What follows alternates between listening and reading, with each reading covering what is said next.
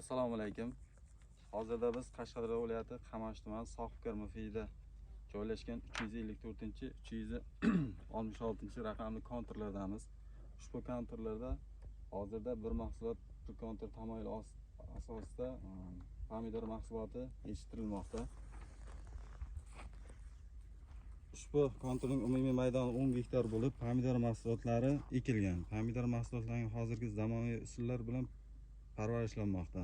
Mahsulotlarni yetishtirish davri 202 kun hisoblanadi. Mahsulotlar tabiiy va mineral o'g'itlar bilan oziqlantirilmoqda.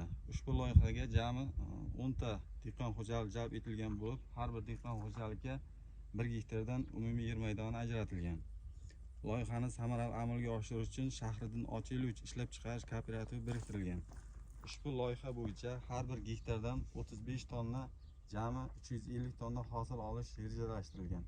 Pomidor mahsulotlarini sifatli yetishtirish va hosilni yig'ib olish natijasida har bir dehqon xo'jaligi o'rtacha 150 million so'mdan ortiq sof daromad olishi kutilmoqda.